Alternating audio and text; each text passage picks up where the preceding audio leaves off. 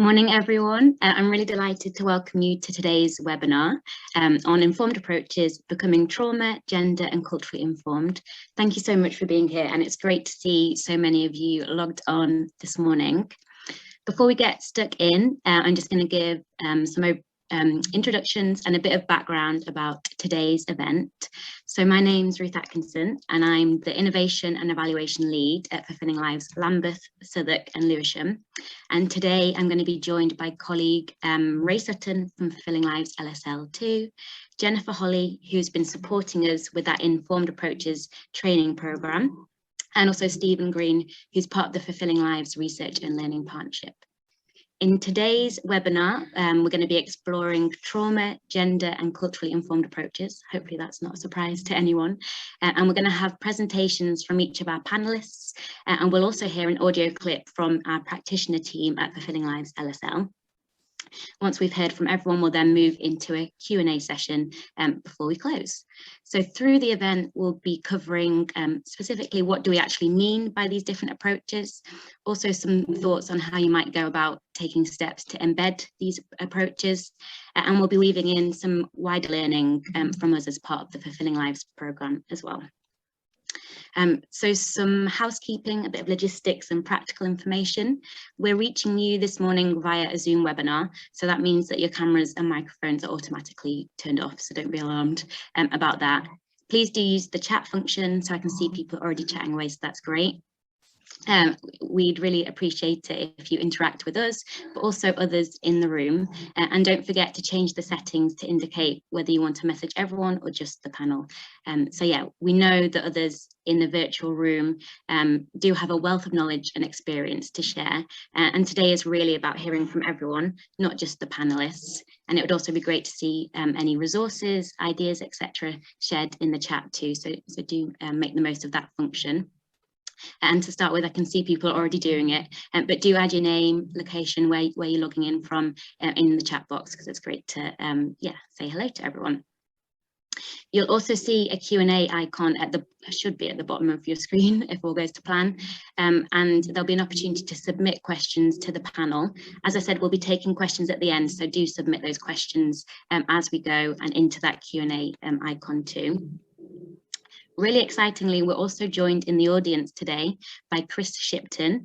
He's a colleague from Live Illustration, and he's going to be illustrating the discussion and conversation as we go throughout the event, and that will create us a visual representation of our conversation.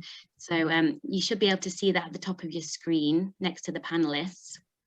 And you should be able to see Chris's work as we go, and we'll zoom in on that a few times as well, just to get a bit of a sneak peek of what's been going on there.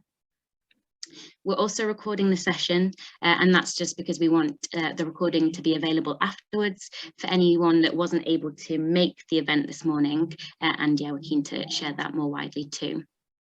Finally, if you're on Twitter, please do tweet along. My colleague will post the handles and hashtags to use for the event in the chat, but yeah, do get involved in the conversation online too. So today's webinar is brought to you by Fulfilling Lives Lambeth, Southwark and Lewisham. So just a bit about who we are for those that don't know. We're funded by the National Lottery Community Fund as part of a national programme focusing on multiple disadvantage. There are 12 areas across England that have all been funded to test new ways of ensuring individuals receive joined up and person-led services which work for them. And we're really privileged to be one of these funded programmes based in South London. At Fulfilling Lives LSL, our key aims are to change the lives of people experiencing multiple disadvantage for the better now and in the future, to give equal value to the voices of both decision makers and the people that we support, so that all opinions are heard and respected equally, and also to make an impact on the way individuals are supported. And we do that through influencing policy and practice, both on a local and national level. There are three main areas of our work that we carry out to help us achieve these aims. So firstly, delivering outreach and providing person-led holistic support to people experiencing multiple disadvantage, specifically in our local boroughs. We also focus on co-production, working to give equal voice to people experiencing multiple disadvantage. And we also conduct activities to enable systems change. So providing learning and evidence that we use to influence, again, on both a local and national level, creating sustainable long-term systemic change for people experiencing multiple disadvantage. Underpinning all of our work is the understanding that the system doesn't currently work for everyone. And that's particularly, it doesn't work for people who experience greater levels of disadvantage. In order to improve the lives of people experiencing multiple disadvantage, we believe that the system needs to change. And that requires a real shift in thinking. So moving away from a focus on the individual as a problem to a focus on the system. And we believe really strongly that having an understanding of trauma, as well as recognizing people's specific experiences as a result of their intersecting identities, is a really key part of this shift. And that's why we're here today talking about trauma, gender and culture. So with no further ado, I'm really pleased to hand over to our first panelist today, and that's Ray Sutton, who's an innovation partner at Fulfilling Lives LSL. He's been leading on the programme's informed approaches work, and he's going to introduce both what we mean by informed approaches, but also share some of the work that we've been delivering at Fulfilling Lives. So over to you, Ray. Thanks, Ruth. Welcome, everyone. Informed approaches. So, understanding the impact of trauma and how trauma can be a barrier to those accessing and transitioning between services is vital. We know that many of the people we work alongside have experienced trauma and that it can have a major disruption on their thoughts, feelings and behaviour. By understanding the impact of trauma, the goal is to have services that understand and then make every possible attempt not to re-traumatise those that access services. Many traumatic experiences involve abuses where someone is abused by another person who is in a position of power over them. This can include power wielded by an individual, but also by systems and institutions. At Fulfilling Lives, a major focus of our work has been about understanding how trauma impacts on how people build and maintain relationships, and the importance of the relationship that the person has with staff, as it's often the cultivation of this relationship which determines whether someone continues to access our service. So our understanding of trauma informs our understanding of the relationship. Trauma-informed practices are well documented, but our evidence suggests that the impacts of gender and culture, as well as the impact on staff wellbeing, often takes a secondary role when trauma-informed practices are implemented. For instance, our evidence suggests that many services are not set up for women to access easily. Flexibility of appointments, including evening appointments, and flexibility to account for childcare are often missing, as are safe waiting areas and women-only times for appointments. Being gender responsive means creating an environment through site selection, staff selection, programme development, content and materials that reflect an understanding of the realities of the lives of women and girls, and addresses and responds to their strengths and challenges. Understanding how different cultures build and maintain relationships is also equally important. An understanding of generational transition of trauma and the barriers that those that need access to services must be sought. If we do not have an understanding of cultural difference and do not support those different needs into services, we create this feeling of otherness, which supports a sense of I don't belong. So we believe in valuing the individual and their context, including a person's intersection of identities. It's also worth mentioning that understanding how trauma may affect someone is only one part of the work. We also have to build upon the strengths, creativity, aspirations and goals of the people we work alongside, so that resilience and healing can take place. If we do not see the whole person, we are once again labelling and restricting growth. For many, and especially those that experience multiple disadvantage, they believe the labels are given by services, labels within their communities and through the media and society in general. These labels can have a detrimental effect on their self-worth. For some, the realisation that they may have experienced trauma gives them a new understanding how this has affected their thoughts, feelings and behaviour. It gives them context to their experience of the world, and it can help them to have compassion for themselves, be less self-critical, and start to build esteem and self-worth. So staff wellbeing. Staff have their own history of trauma, as well as being exposed to the possibility of secondary trauma due to the nature of their work. every attempt must be made to support their well-being and to provide safe spaces for staff to reflect on the impact that the work has on them. Reflective spaces must be the norm, not the exception. We believe in treating employees in a way that allows them to do their job to the best of their abilities, and in return reduces staff turnover, sickness and dissatisfaction. Creating a culture where staff are able to be innovative, to think, reflect and explore without a culture of fear, stress and trauma.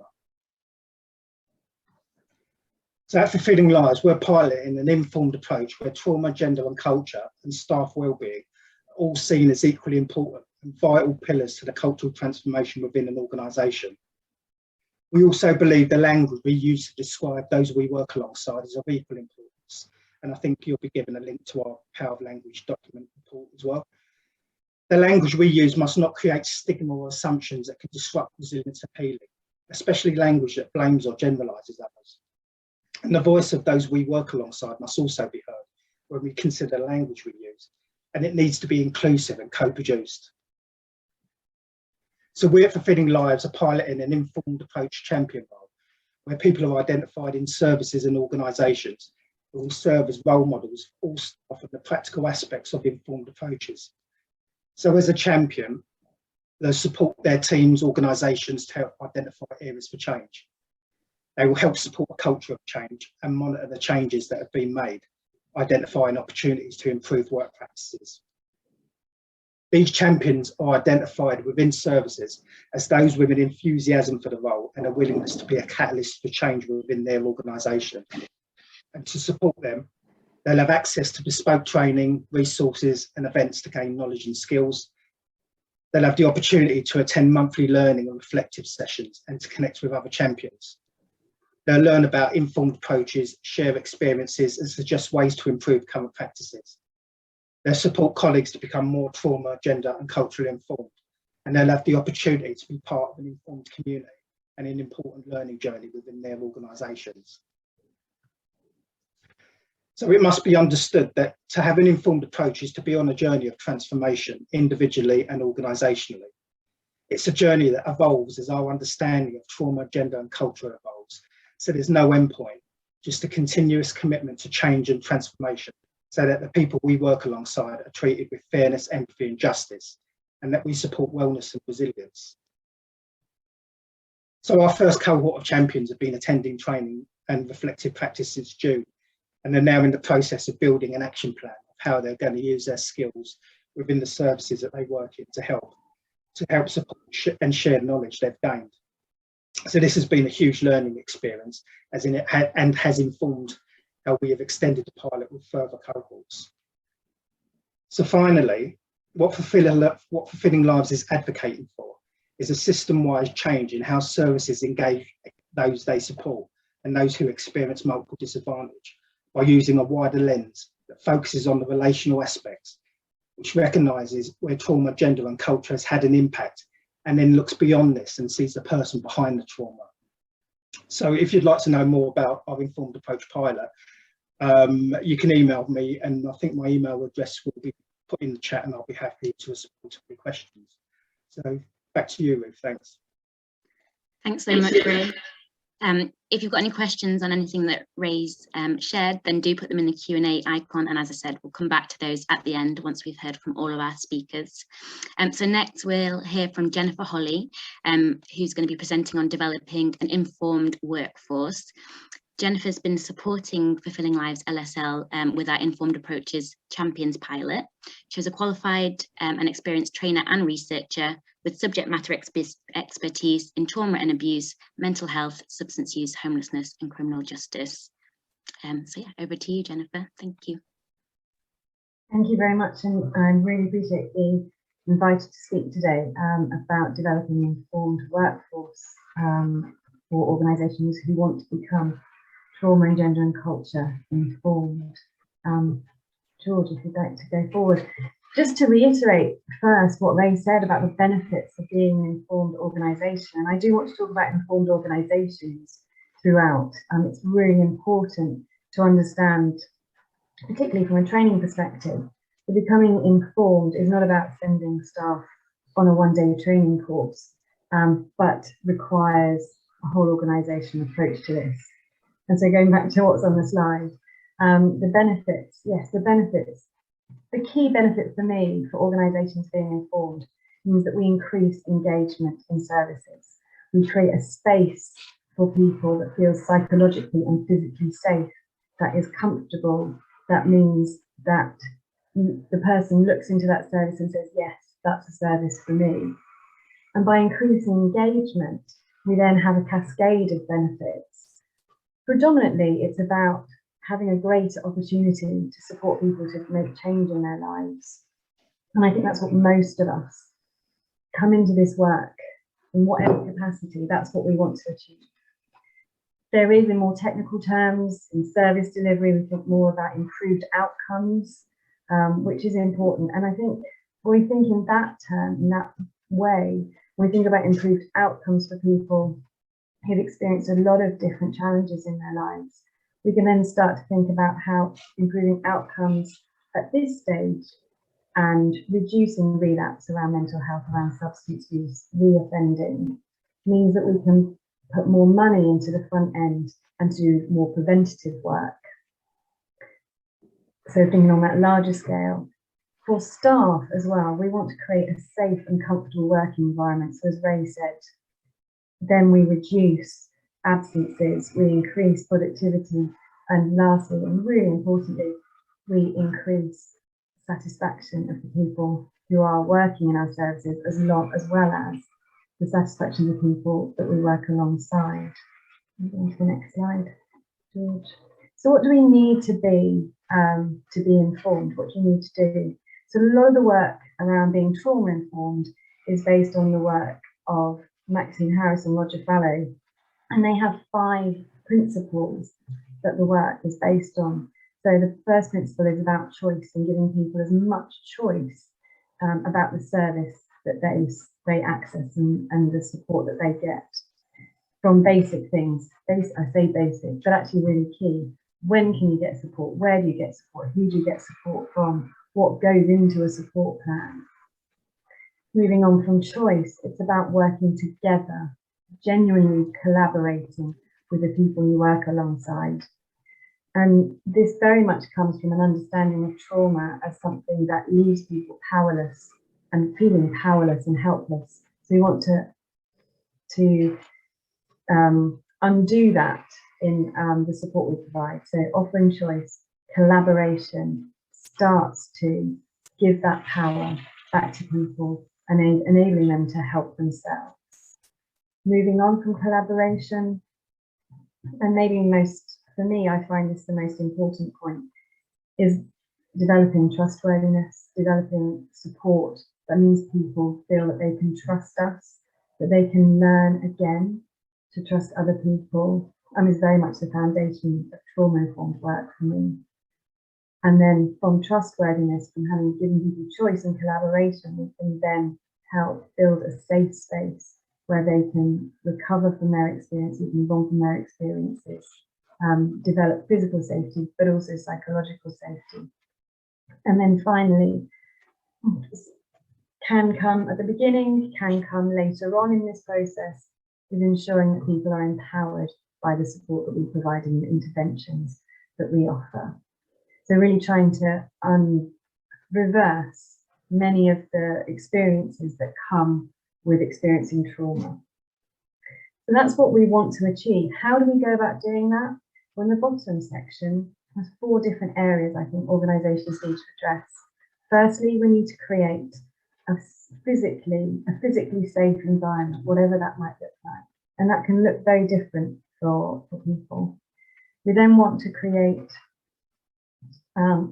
working practices that mean both the people we work alongside and the people working in services feel safe, feel comfortable, know what they're doing. Because again, having clear practices and policies creates boundaries, creates safety in and of itself, and builds confidence in staff. We then need a workforce who are well trained, who are informed, who are confident, and who are really supported by the organisations that they work for. And then finally, and most importantly, it's got to be about a culture. As I said to begin with, This is about organisations. This is about services and teams. It's not about individuals. So having a trained workforce only goes so far. It's about having a culture that completely takes on the importance of being informed and embeds that in every level and every part of the organisation. Thank you, George. So becoming informed, kind of reflecting, I think, what Fulfilling Lives are doing at the moment is a really excellent model. And there's various aspects to it, as Ray's alluded to. If you wouldn't mind, George. So again, can't drive home how important it is that there's a whole organisational commitment to doing this. But it might be that beginning this work and to branch it across the whole organisation, use a team-by-team approach or a level-by-level approach. You need to possibly break it down so that it becomes a manageable process, possibly over several years. But yeah, you might want to select a team, one team who works more, well, I think so many teams work very closely with trauma, but you might want to select a team and then spread that out through the organisation as you become more confident in the work. Whichever way you choose to do it, there are different, what's the word I'm looking for? Different components of the support that's needed. So certainly training, as a trainer, I would encourage people to go on training. But if you have a champions model, they do need to be really well informed, and a training program that's not just a one day, but that's spread over several weeks or a few months, so that people can have the space to take in the information, re-look at the information, just let it, I want to say simmer, just kind of, it wants to slowly get into your brain, and that takes time. You can't put everything out there in 6 hours of training and you're done. So after training, I certainly think we need, George, I can't remember what the next point is. Bring it up. There you go, leadership training as well, particularly for champions. There's extra skills in there to become a champion, to understand how you manage change in an organisation, drive that change forward, which not everyone may have that knowledge or experience or skills yet. Then there's action planning.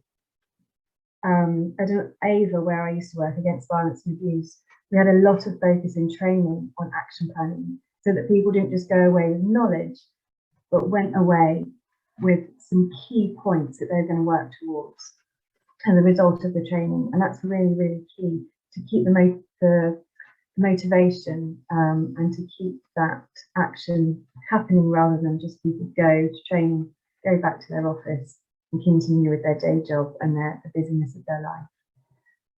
There may well be there's a real need for reflective practice within all of this. What are we learning? What does this mean for me? As Ray said, so many of us bring life experiences around trauma and experiences of gender and culture and minoritization. That means we need to understand where that sits with us and what we're bringing to our work as well around this, and how we need to look after ourselves in the process.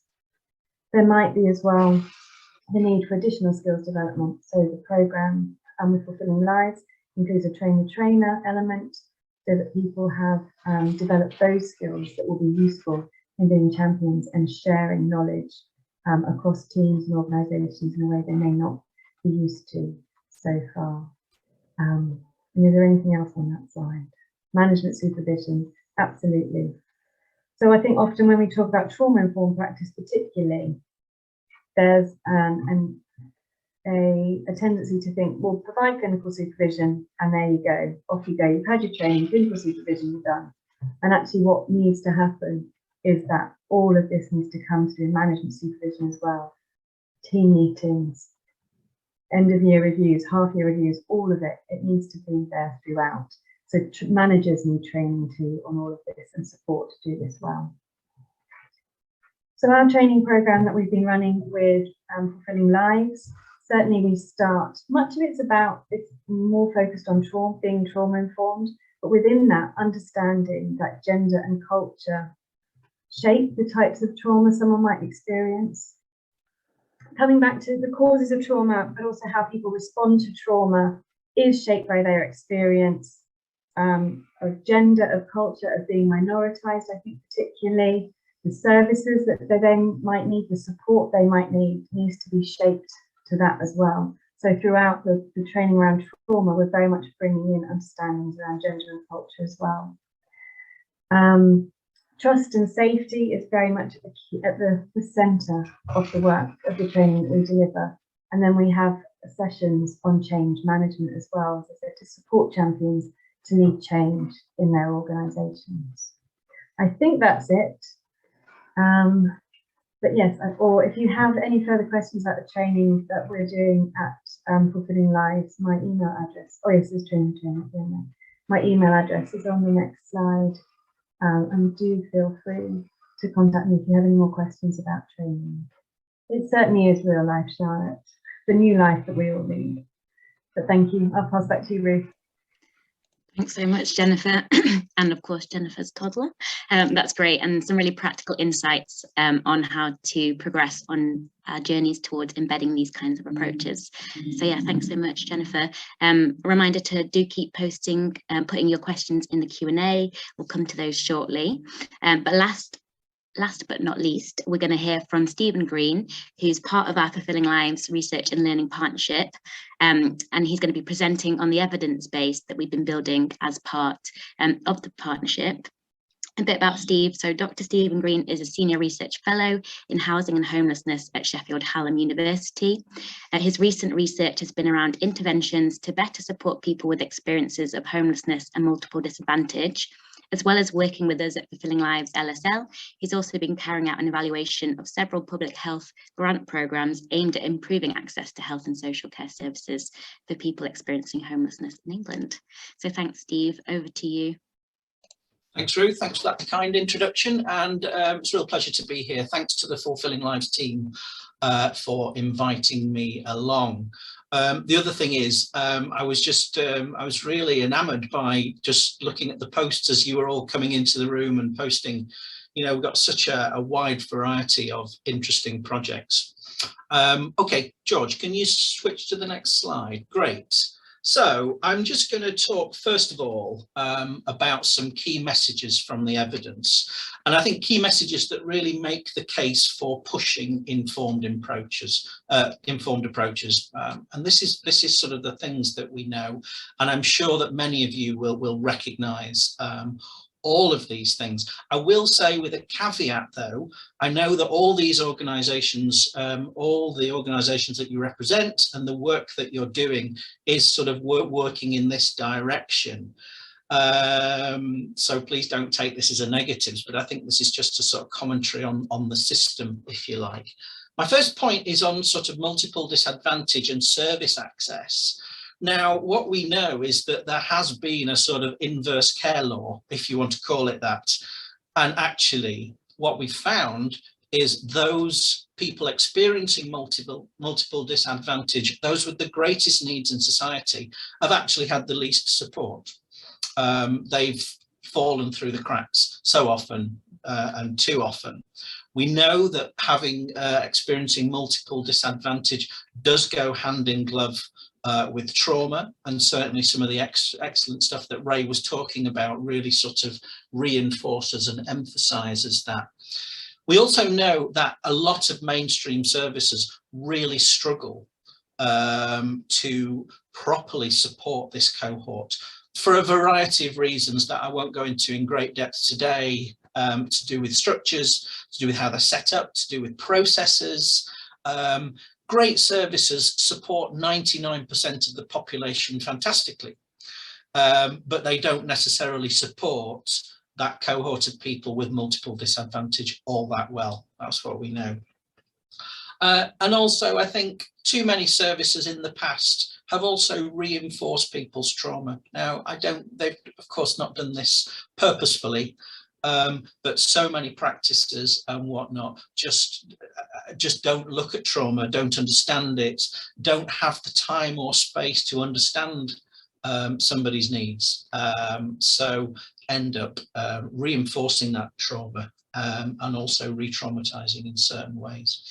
The system is fragmented and complex, you know, we know that, and you know, fragmented services, siloed services often operate to different standards and goals. Both Jen and Ray talked about the need for collaboration and cooperation. It's certainly really important. I'm sure it's something that all of you are working towards. And what you're dealing with is that fragmentation, different aims and objectives of different services, different funding streams, all trying to come together to do that is not easy. I think also what's really important to understand is within the system that lack of an intersectional approach. So multiple disadvantage has tended in its in service responses to it, has tended to focus quite narrowly in things like homelessness, offending, substance use. And these are the things that bias towards certain groups. So by dint of that, services may have a bias towards men. They tend to be gender neutral and also culturally neutral in their design. Which means that if we're talking about gender, culture, gender identity, sexual identity, different kinds of trauma, as Jen was alluding to, it means that are we necessarily doing the right things for those groups? Are we understanding their perspectives on that? We did a review of literature which goes into this in a bit more depth, and once I've finished speaking I will put some links in the chat for you to have a look at that. Can I go on to the next slide please, George? Thank you. So just a few of the barriers to implementation. I mean, all this in terms of becoming more informed, it's not easy. It's really not easy. And of course, funding is precarious. It's short-term funding. It's been exacerbated by cuts in social welfare. I'm sure a lot of colleagues that I can see today that have turned up across the voluntary sector will know this very well. In terms of models of commissioning too, you know, it's often counter to the sort of holistic models of support that practitioners argue, you know, is integral to the way of working in trauma-informed ways. So are we sort of commissioning? Is it easy to commission sort of services that can collaborate, that can work together, that can work to the same aims and objectives, and that can importantly really share outcomes and objectives with each other rather than taking them for themselves? There are massive organisational barriers, of course, that really require major and significant cultural shifts, the kind of things Jen was just talking about. You know, this isn't easy. This is a very, very hard thing to do. It has to happen at all stages of the hierarchy of an organisation in order to be successful and get all staff on board. The environment is also so important as well. You know, there are difficulties in certain areas bringing about a trauma-informed approach in certain areas. I mentioned prisons there, for example, but there are others. You know, just the physical environment, sometime of say housing offices that I've visited and things like that, you know, where you sort of put into a very small cubicle for your 3-minute interview about your sort of housing needs are, I find, an incredibly difficult and unwelcoming and sort of slightly pernicious environment. Do you want to go on to the last slide? Sorry, I'm whizzing through this. So in terms of overcoming barriers, also just thanks to Jess for making my slide look so much better there. Thank you for that, that's brilliant. Now there's a great piece of, there's a great toolkit that I've been looking at over the past week from the Scottish Government, and I will also put a link to that. Now this has got a lot of the stuff that obviously Ray and Jen were talking about, but I think my point here with all of these is that one of the key barriers to implementing informed approaches is there's quite a lot to do in rolling it out. It's not a simple task, and there are a lot of things to consider, you know, and that's not to put people off, because I know people are doing them and whatnot. And also, this isn't a one hit. This is something that needs to be embedded into organisations and is is continuously under review and is continually looked at, continually improved. It's part of their sort of strategy going forward. So I think, you know, there are very important things here. I'll just mention them. I think good governance is important. Keeping on track, keeping messages, keeping up to date with new research and things like that. Keeping up to date with policy changes, working out what's happening in the external world. One thing that's really, really fascinating and important and comes through so strongly in the literature now is the need for co-production, involving people with lived experience of multiple disadvantage in the way we set up services, in the way that we operate, in our review, in our feedback and whatnot, is a priceless commodity. And again, one that is quite hard to do and needs practice and resources given to it. And whatnot. Collaboration cross-sector is so important in order to get that right. And certainly from a trauma point of view, it's absolutely critical that people are not having to tell the same story every place that they go, to re-traumatize those deeps, to have to start again, to feel like they're picking up the pieces at every single turn with every single service that they attend. It does require a family of support around a person in order to be successful. Promoting understandings is just absolutely fascinating and important, both of individuals, which takes time and resources and energy and, dare I say it, smaller caseloads.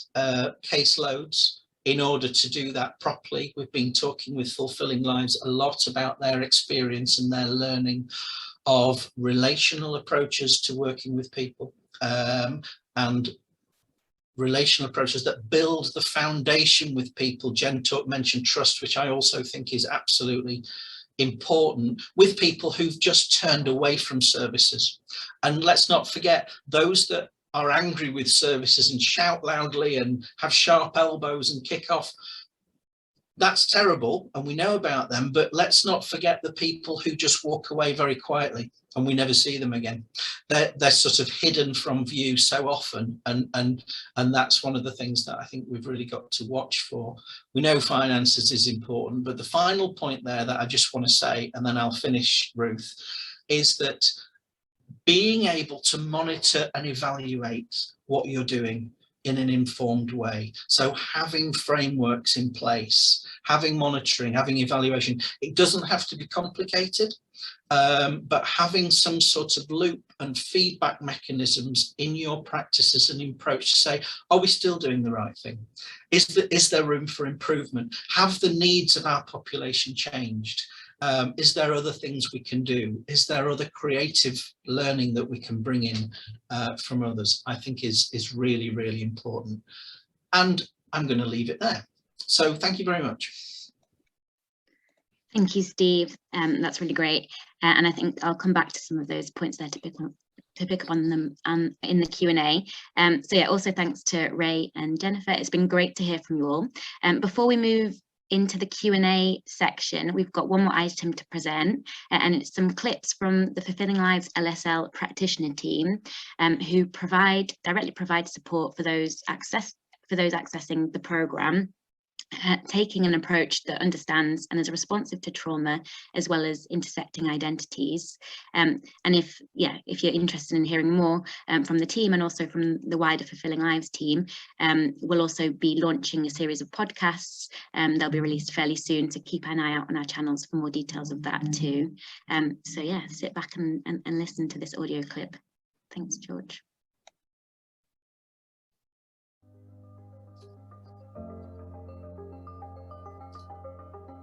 I think the champion role is important because it enables services to gain an understanding how trauma affects people, past, present, at any time in their life. For me, the benefits is all about the individual, and it's all about meeting the person where they are at this moment, taking in account everything around their life, and providing a safe and welcoming environment. I think it'd be great to kind of get it out there and get it into more of the community services. I'm sure lots of the community partners are already involved in the training anyway, but really helpful to take it to places like GPs, the DWP, job centres, and lots of the places where we know the people we support go to and often have quite a lot of difficulties in expressing themselves and having a kind of positive engagement with those services. For me, this is showing empathy and being transparent with people and being non-judgmental enables the trust to grow. And lots of the time we hear that they feel judged or kind of excluded by these services or dismissed, really. So I think having people that are within those organisations, not necessarily just the doctors or nurses or the practitioners, but also people like the receptionists or security guards that are in there, equipping them with those tools to be able to have a positive conversation and to have kind of smooth interactions.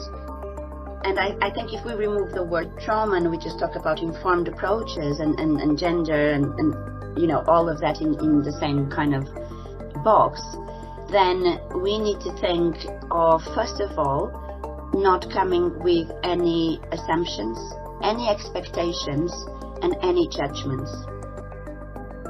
I think it's developing a relationship with that person and being there, constantly being there, because there'll be times they don't show up, there'll be times they don't phone you. It's kind of going back in a way that we would look at someone, not to their paperwork, but to that individual, and try to work out what is best for them on their own perspective, and then we work around that. So let's build on those potentials. Let's bring the self-esteem, the self-worth, and the acknowledgement that they can do something worthy, and they are worth something as well. I think we always work with people with lived experience, but it's just not something that we generally share or we're taught to share in our roles, particularly in like mental health services. You don't really talk about your own experiences. You are there to help other people, and that's it. And you don't really acknowledge either with them or with any colleagues about anything that might have happened. And it's quite nice to be able to incorporate people's actual experiences into services that we can provide. This happens because people are excluded. This happens because there's not an understanding. We need to, and I love what we have in the program about being bold and curious. And it is that, it is us being curious about the person we have in front of us and us being genuine about what we want to do with them. And then kind of going up and taking that message on to commissioners and people who are in charge of planning and piloting new services, getting that sort of trauma and culture and gender informed ethos really into services and building it in, because I think that's something that a lot of services lack really. Actually, our society is so multicultural and so diverse that these things should be woven into everything. You know, it needs to be everywhere, and I think that would really benefit people, especially as these issues affect everybody and can affect everybody at different points of their lives.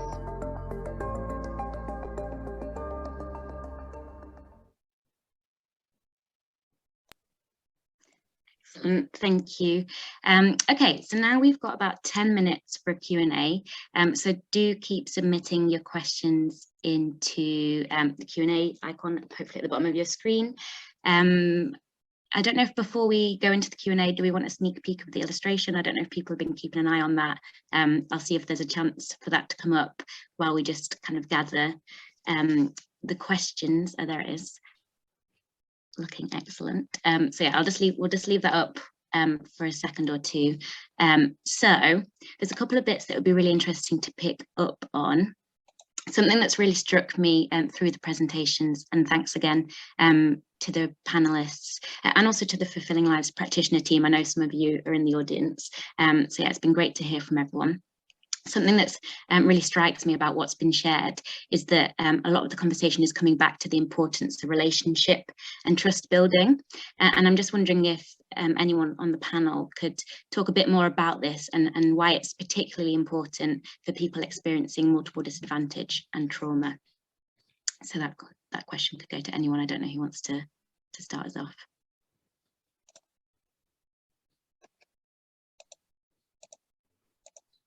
Yeah, I can jump in there if you want, Ruth. Yeah, go for it. Thanks. So yeah, relationship and trust building is really important because it's kind of what our delivery team at Fulfilling Lives focus on. Because when someone experiences trauma, it affects the way they build and maintain relationships, and all different relationships throughout their lives.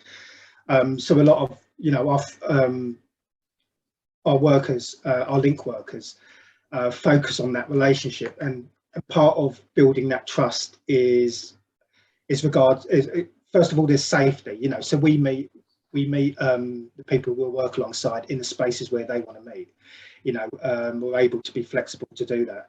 And the other thing is, and the link workers are really at pains to point this out, is that, you know, when they say they're going to do something, they do it. You know, they don't promise things that they know they can't deliver, because that's what has happened in the past for a lot of people, is that they've been let down. People have promised them things that they then can't deliver. So our team are really insistent about, actually, you know, when we say we're going to do something, we do that, and that helps to build the trust. And I think there was I'm not sure whether that was included in the clip, that there was a bit where Sharon was talking about being tested by one of the people she worked with, and that person said to her, you know, I was testing you because everyone else in the past has let me down and everyone has disappeared. You know, why are you still here? You know, why do you keep coming back? Why are you consistently always there to support me?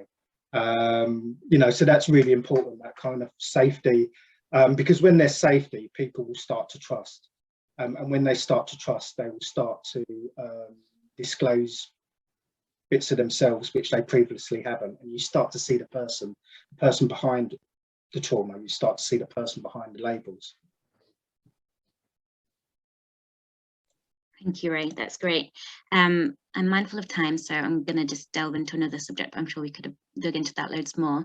A couple of questions have come through around thinking about understanding the impact of these approaches and yeah, kind of the evidence base around it. So I don't know if anyone could answer the following question. What do we know about the impact of embedding these approaches? Is there any evidence to support this?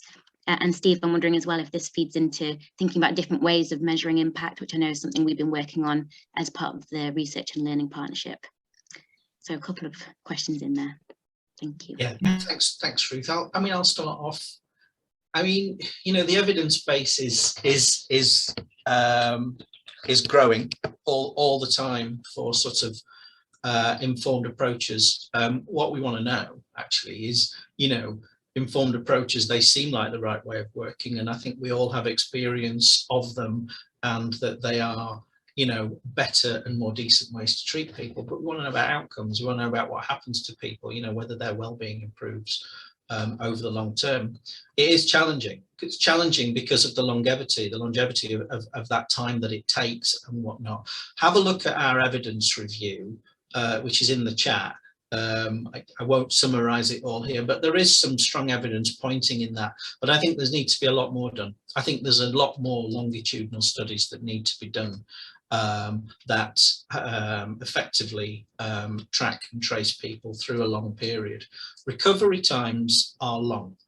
I mean, one of the issues that I didn't touch on, Ruth, which I think is really important, is we live in a world that's dominated by short-term funding for things, by projects that are time limited and things like that. And actually, that's a real barrier. That's a real barrier to working in a trauma-informed way, actually. And actually, what we need is mechanisms that look longer term at that, because people's recovery journeys take a long time, and they go up and they go down and whatnot. What was the second point to your question? Oh, about sort of tools and ways of working. I mean, I think we've got to start looking at outcomes in a different way. We've got to start looking at outcomes rather than say, how many nights have you, how long have you been in sustained accommodation? You know, how many times have, you know, are you now free from drug and alcohol addiction completely? Have you got a volunteer job? Have you got into employment? All those kind of things, you know, which are really important as sort of goals for people and whatnot. But we got to look in different ways. particularly with those who are the most traumatized. And you've just talked about trust building there and whatnot. That's a long process. And actually doing that is an extremely important outcome that we need to start measuring and getting a grip on. Thanks, Steve. And yeah, just building on that as well, as part of the Research and Learning Partnership, we're actually about to launch 2 outputs in line with that, aren't we, Steve, that support people to think about actually how can you measure in different ways. So do look out for those as well. Okay, before we wrap up the Q&A, I'm just going to ask one more question. Someone else in the audience has asked us to explore a bit more around co-production, which has been mentioned a few times through the different presentations. I'm just wondering if we can dig a bit more into that. How do we actually go about co-production, or what are the important things to be thinking about in relation to co-production in the context of these informed approaches? Who would like to go first? I'll just say one thing, if that's all right, which I think is really important. Co-production can't happen overnight. It needs a long lead-in time. You know, you need to sort of grow and develop experts by experience. You need to have people who are able to feed into processes, and you need to facilitate that very well. So actually you do need mechanisms, you do need organization around actually how to do that. It's not something that can happen quickly. And I think it's a challenge for localities actually to come up with organisation and methods and mechanisms for this that can be used by a variety of organisations, and that learning and approach can be shared. It's a fascinating area, co-production. And again, if you were to look at the evidence in a sort of systematic review and say, what's the evidence for its benefits, you know, you may struggle. It's definitely more sort of longitudinal work needed. But what we know is that, and what we experience in practice, is that it just makes an amazing difference to the way that services operate. Thanks, Steve. That's really helpful. And yeah, at Fulfilling Lives LSL as well, we've been doing a lot of thinking about co-production, so I'm sure there'll be some links in the chat too. Just mindful of time, I want to wrap up the Q&A.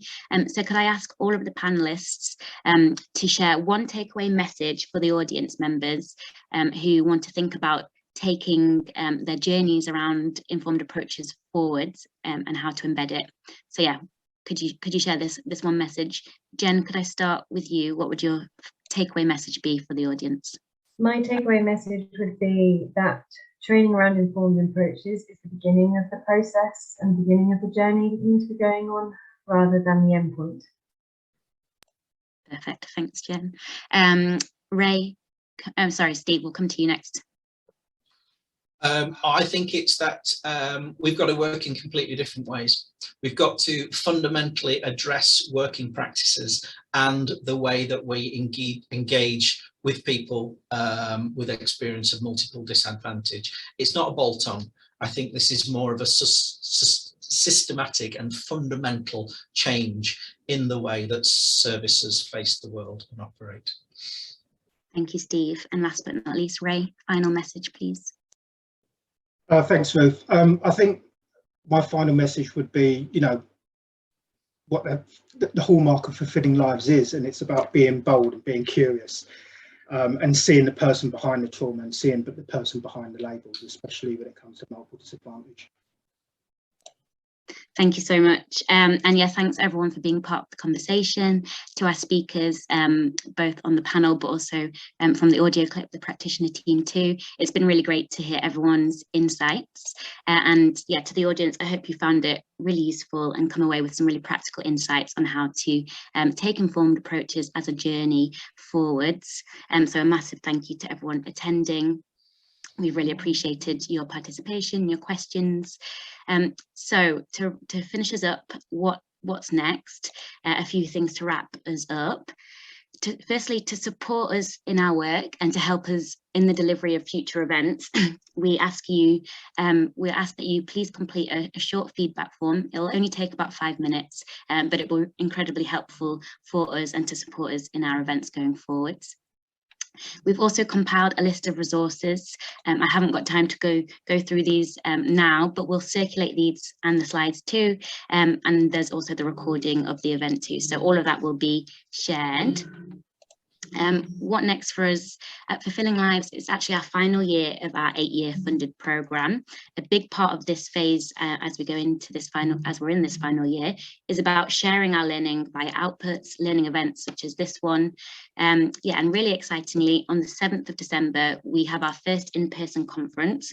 Unfortunately, it's already at max capacity, but we will be sharing different highlights from the events online. So look out for that. You can find information about future events on our website, on Twitter too, so do connect with us there. And also our website's got loads of other resources across the themes that we've touched on today, so do have an explore around there and get in touch for, if you want to hear anything more about what's been shared today. So with that, I'll say look forward to seeing you all again at a future event, and thanks again to all of our panelists and to you in the audience. You've all been brilliant. So thank you, take care, and see you next time.